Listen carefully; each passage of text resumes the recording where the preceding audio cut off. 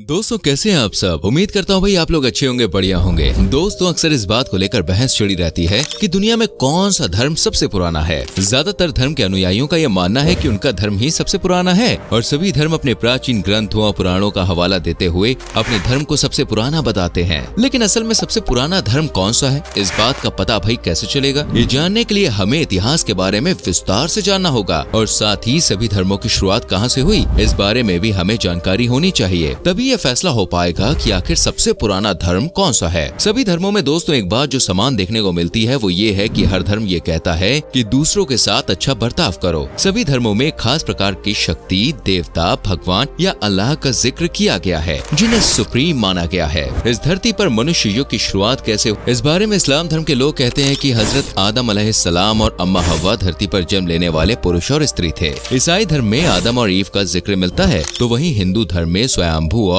शत्रुपा को धरती का पहला जोड़ा बताया गया है। यानी कहीं न कहीं सभी धर्मों में कही जाने वाली बातें एक जैसी ही हैं। सभी धर्मों में दूसरों की मदद करना, दान पुण्य करना और अच्छे कार्य करने को भी कहा गया है। लेकिन आज की इस वीडियो में हम आपको ये बताएंगे कि आखिर दुनिया में सबसे पुराना धर्म भाई कौन सा है। लेकिन इसके लिए दोस्तों वीडियो को अंत तक देखना पड़ेगा, ठीक है? तो आइए शुरू करते हैं आज की इस इंटरेस्टिंग वीडियो को। सबसे पहले हम साइंस और इतिहासकारों के नजरिए से समझने की कोशिश करते हैं कि दुनिया का सबसे पुराना धर्म कौन सा है। जिस समय दोस्तों मानव सभ्यता की शुरुआत हो रही थी और लोग धीरे धीरे सिविलाइज्ड और समझदार हो रहे थे, तब लोगों ने प्रकृति की पूजा करना शुरू किया। जो पेड़ उन्हें फल देते उस पेड़ की अच्छे से देखरेख करने लगे थे और उन्हें अपना इष्ट मान लिया करते थे। अगर कोई जानवर उन्हें एक ऐसी जगह तक पहुंचा देता जहां से उन्हें पानी या फिर अन्य किसी ऐसी कोई चीज मिलती जो जिंदगी बिताने के लिए जरूरी है, तो वो उस जानवर को अपना हितैषी समझने लगते थे। उस समय लोग जानवरों और प्रकृति को अपने जैसा ही समझा करते थे और इसी चीज को एनिमिज्म धर्म कहा जाता है। इसके साथ धीरे धीरे इंसानों ने खेती बाड़ी करना शुरू किया।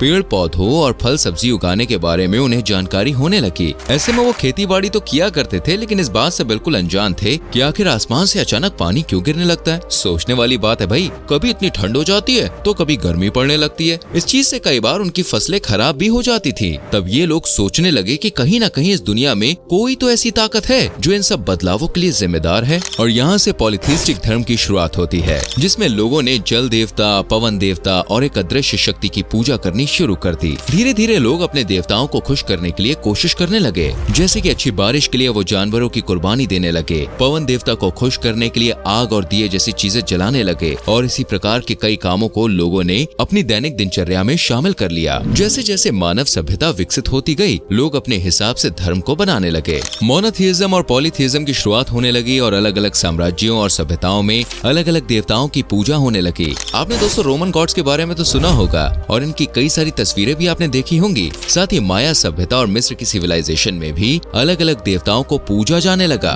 तब दुनिया में कहीं पर भी लोग धर्म या जाति के नाम पर लड़ा नहीं करते थे। एक सभ्यता में कई देवताओं की पूजा का भी रिवाज था। लोगों का ऐसा मानना था कि भगवान के रूप अलग अलग हो सकते हैं लेकिन ईश्वर असल में एक ही है। पर जब लोग और ज्यादा समझदार होने लगे, या फिर आप इसका विपरीत भी मान सकते हैं, तो कुछ लोगों के दिमाग में ये बात आई कि उनके देवता ही भाई सर्वश्रेष्ठ है और पूरी दुनिया के लोगों को उन्हीं की पूजा करनी चाहिए। यहाँ से मिशनरी धर्मों की शुरुआत हुई है जो आज तक चली आ रही है। ये तो हुई इतिहासकार किस प्रकार धर्म की उत्पत्ति मानते हैं। लेकिन आज के समय में इस्लाम, हिंदू और ईसाई धर्म के लोग इन बातों पर सहमति नहीं जताते। ये सभी अपने धर्मों को सबसे पुराना बताते हैं। हिंदू धर्म को सनातन धर्म माना जाता है, यानी जब से इस पृथ्वी पर जीवन की शुरुआत हुई तब से ये धर्म अस्तित्व में है। यहाँ तक कि इस धरती की संरचना ब्रह्मा जी ने की है। ब्रह्मा जी को हिंदू धर्म में एक विशेष स्थान दिया गया है। कुछ लोगों का ऐसा मानना है कि आज से लगभग 90,000 साल पहले हिंदू धर्म अस्तित्व में आया था। वहीं 5500 साल पहले भगवान राम ने धरती पर जन्म लिया और 3300 साल पहले भगवान श्री कृष्ण का जन्म हुआ था और उसी दौर में महाभारत की सूचना भी हुई थी। लेकिन यहाँ पर एक बात जो गौर करने वाली है वो ये है कि किसी भी देवता या भगवान के अवतार ने कभी अपने भक्तों या अनुयायियों से ये नहीं कहा कि उनकी पूजा की जानी चाहिए। आज लोग अपने देवताओं की मूर्ति बनाकर, मंदिर बनाकर उनकी पूजा करते हैं, पर हिंदू धर्म के किसी भी पुराण या वेद में मूर्ति पूजा के बारे में जिक्र नहीं किया गया है।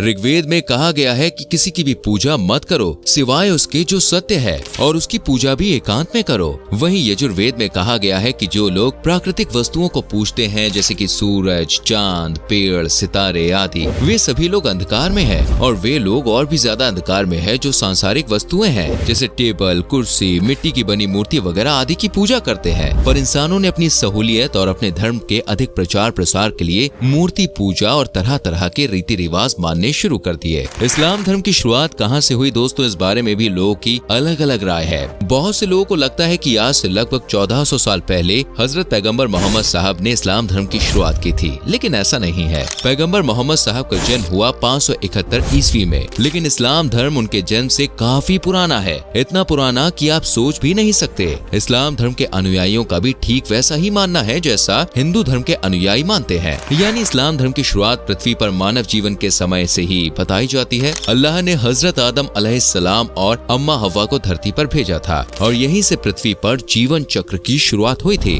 उस समय हजरत आदम सिर्फ एक ईश्वर या अल्लाह की ही उपासना और इबादत किया करते थे और अपनी आने वाली पीढ़ी को भी उन्होंने ऐसा ही करने के लिए कहा। लेकिन धीरे धीरे शैतान ने लोगों को गुमराह करना शुरू कर दिया और लोग सत्य की राह से भटक गए। हजरत आदम अल्लाह के पहले नबी थे और उसके बाद 1,24,000 ऐसे ही नबी अल्लाह ने धरती पर भेजे, जिन्होंने धरती पर इस्लाम धर्म का प्रचार प्रसार किया। इस्लाम धर्म की सबसे पवित्र किताब कुरान है, जिसमें इन सब बातों का जिक्र मिलता है। इस बात से दोस्तों ये तो साफ है कि इस्लाम धर्म 1400 साल नहीं बल्कि इससे कहीं ज्यादा पुराना धर्म है। बस हजरत पैगंबर मोहम्मद ने तो अल्लाह के हुक्म का पालन करते हुए इस्लाम धर्म को पूरी दुनिया में फैलाने का काम किया था। वो भी असल में अल्लाह के एक नबी ही थे। ठीक ऐसा ही जैन धर्म में भी देखने को मिलता है। आज के समय में लोग मानते हैं कि भगवान महावीर ने जैन धर्म की शुरुआत की थी। भगवान महावीर ने आज से लगभग 2600 साल पहले पृथ्वी पर जन्म लिया था, लेकिन वे तो जैन धर्म के 24वें तीर्थंकर थे। उनसे पहले धरती पर 23 अन्य तीर्थंकरों ने जन्म लिया था। असल में तो जैन धर्म की शुरुआत कब से हुई इस बारे में सटीक जानकारी किसी को भी नहीं है, लेकिन फिर भी मान लिया जाता है कि प्रथम तीर्थंकर भगवान ऋषभदेव ने ही जैन धर्म के बारे में लोगों को बताया था। और बात करें बौद्ध धर्म की तो लगभग 550 ईसा पूर्व के समय गौतम बुद्ध ने बौद्ध धर्म की स्थापना की थी। बौद्ध धर्म को लेकर किसी भी प्रकार का विवाद नहीं है और साथ ही सिख धर्म को लेकर भी कोई विवाद उत्पन्न नहीं होता है। सन 1469 में गुरु नानक देव जी ने सिख पंथ की शुरुआत की थी और उसके बाद सिख धर्म में 10 गुरु हुए, जिनके अंतिम गुरु गुरु गोविंद सिंह थे और उनके बाद सिर्फ गुरु ग्रंथ साहिब को ही सिख धर्म में गुरु का दर्जा दे दिया गया था। इन सब धर्मों के बारे में जानने के बाद अब हम जानते हैं कि आज के समय में विश्व के सबसे बड़े धर्म यानी ईसाई धर्म की शुरुआत कैसे हुई थी। जैसा कि हमने आपको पहले बताया है कि रोमन साम्राज्य और अन्य पुराने साम्राज्यों के दौरान अलग अलग देवी देवताओं की पूजा करने का रिवाज था। वहीं इजराइल में कुछ लोगों ने यहूदी धर्म की शुरुआत की, जिन्हें ज्यूस कहा जाता है। यहूदी लोग एक समय तक सिर्फ यावे को ही अपना देवता माना करते थे, लेकिन कुछ लोगों ने जीसस क्राइस्ट को अपना मसीहा मानना शुरू कर दिया। उन लोगों ने कहा कि जीसस क्राइस्ट इस दुनिया के सभी लोगों के लिए सूली पर चढ़ गए थे, उनकी कुर्बानी को हम व्यर्थ नहीं जाने देंगे। वो ही इंसानों के एकमात्र मसीहा है और यहाँ से ईसाई धर्म की शुरुआत मानी जाती है।